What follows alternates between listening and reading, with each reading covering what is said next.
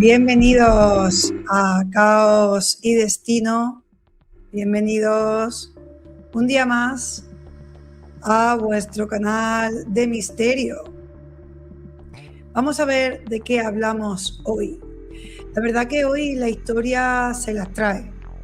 Esta persona tan particular o esta historia de esta mujer tan particular. Hoy vamos a hablar de Om Seti. ¿La conocéis? Om Seti, aquella mujer que reconstruyó un templo con recuerdos de otra vida. La verdad es que la historia de Dorothy Eddy no tenía título universitario, pero aún así consiguió cosas que quizá otros no pudieron conseguir. Es curiosa la historia de Dorothy Eddy. El Departamento de Antigüedades egipcio la contrató y colegas de la talla de Selim Hassan y Ahmed Fakri se apoyaron en su trabajo. Localizó un jardín y un túnel en Abidos que nadie había documentado en siglos. La verdad es que había lugares extraños donde ella dijo que estarían. También pasó 40 años convencida de haber sido, en otra vida, una sacerdotisa en el templo de Seti I. Ambas cosas son ciertas a la vez, y este expediente no las mezcla. No existe registro independiente, más allá de sus propios relatos, que pueda verificar lo que ella afirmaba. Todo empezó con una niña que con 3 años sufrió una caída, luego una visita a un museo y un nombre. Dorothy Louise Eddy nació en Blackheath, Londres, en 1904. A los 3 años sufrió una caída grave por unas escaleras. Un médico la declaró muerta antes de que se recuperase. Se recuperó, recobró la conciencia sin secuelas aparentes.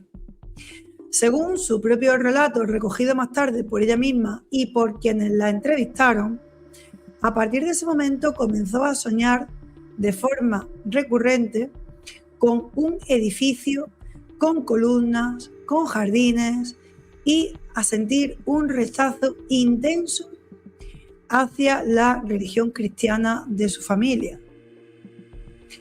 La pieza que cristalizó la obsesión llegó poco después. En una visita al Museo Británico, frente a la fotografía del templo de Seti I en Abidos, esta niña habría exclamado que aquel era su hogar. Desarrolló tal familiaridad con los jeroglíficos y la iconografía egipcia que sorprendía a adultos que no entendían de dónde procedía este conocimiento en una niña sin formación. Ya cuando era una joven adulta, Eddy afirmó recibir visitas nocturnas de una entidad jllamada Hor-Ra, a quien identificaba como el espíritu de Seti I.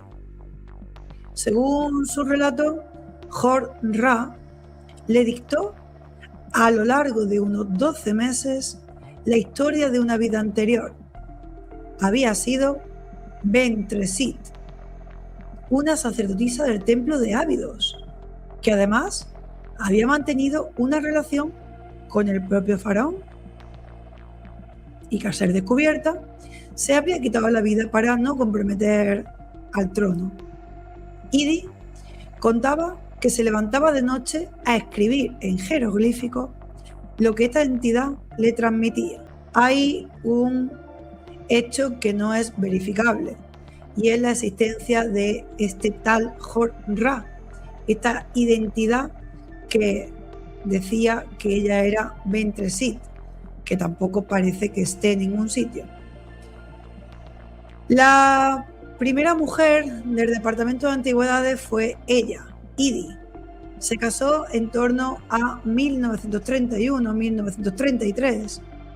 Las fuentes discrepan un poco sobre el año exacto, con Emam Abdel Meghid, un egipcio que estudiaba en Inglaterra y se trasladó con él al Cairo. El matrimonio se rompió hacia 1935, pero Idi se quedó en Egipto. Sin ningún título académico, consiguió empleo como secretaria y dibujante del egiptólogo Selim Hassan en el Departamento de Antigüedades, convirtiéndose en su primera empleada mujer. Ayudó a Hassan a editar y a corregir el inglés de su obra en 10 volúmenes, Excavation at Giza. Y además prestó el mismo tipo de apoyo editorial a Ahmed Fakri en sus trabajos en Giza y Damsur, además de escribir artículos propios sobre egiptología. Tenemos un dato que sí está verificado, y es que sí estuvo trabajando como la primera mujer en este departamento, y este trabajo que realizó con ellos dos también se puede verificar. Pero aquí aparecen estos descubrimientos: un jardín, un túnel y más de 2.000 bloques. En 1956, Idi fue destinada al templo de Seti I en Abidos, donde permanecería el resto de su vida bajo el nombre de Seti, madre de Seti, en honor al hijo que había tenido y perdido en el divorcio. Su tarea allí fue catalogar y traducir los relieves grabados en el templo, tanto los que seguían en pie como los cientos de fragmentos de piedra caídos y dispersos por el suelo a lo largo de siglos. En una entrevista concedida al National Geographic, ella misma describió el volumen del trabajo. Me presentaron una gran cantidad de fragmentos de piedra escritos. Había más de 2.000, algunos muy grandes y otros muy pequeños. El trabajo consistía en copiar las inscripciones, catalogarlas y, cuando era posible, emparejarlas unas con otras. Total, un verdadero rompecabezas. Más allá del catálogo, Idi aportó 2 localizaciones concretas que la arqueología convencional terminó confirmando. Describió, a partir de sus recuerdos, la ubicación exacta de unos jardines que habían rodeado el templo en la antigüedad. También las excavaciones posteriores encontraron en ese punto restos de raíces de árboles y vides, canales de riego y un pozo. También guió a los arqueólogos hasta un túnel al norte del templo que llevaba décadas sin ser detectado. Ninguna de las 2 localizaciones ha sido objeto de disputa académica. Están ahí, donde ella dijo que estarían. Además de estas localizaciones confirmadas, Seti sostuvo que bajo el templo de Seti I existe una cámara o bóveda que contendría una biblioteca de registros religiosos e históricos del Antiguo Egipto.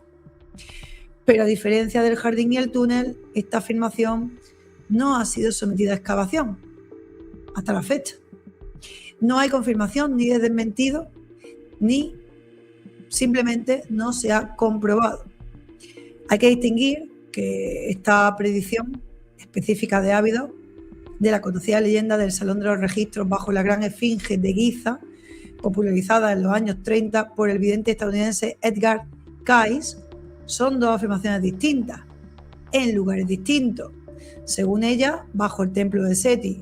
Según el vidente, debajo de la Esfinge. Orígenes distintos, que todavía no sabemos dónde está, porque es la biblioteca perdida egipcia. La supuesta cámara de registros bajo el templo de Abidos no ha sido excavada ni descartada por ningún estudio arqueológico conocido.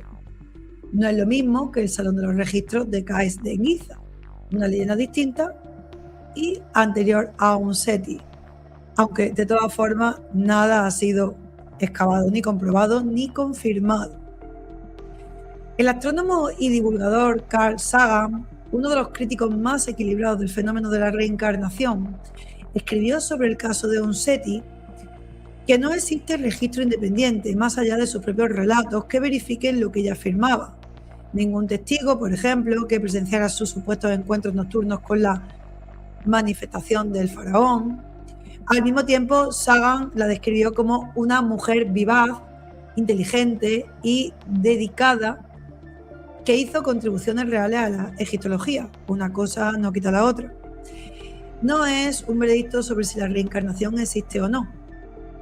Es el conocimiento de que la pregunta, en este caso concreto, puede no tener forma de resolverse en ningún sentido.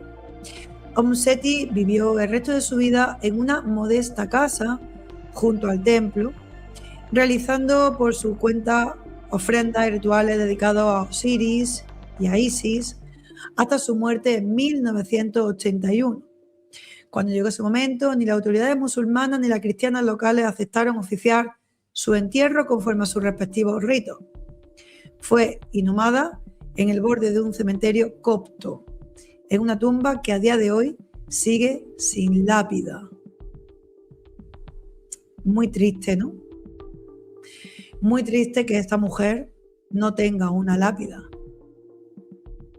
Es un detalle incómodo que rara vez se cuenta junto al resto de su historia, que no contradice nada de lo documentado sobre su trabajo.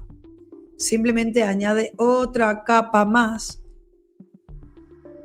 a una mujer que vivió hasta el final entre dos mundos que ninguna institución quiso reconciliar del todo.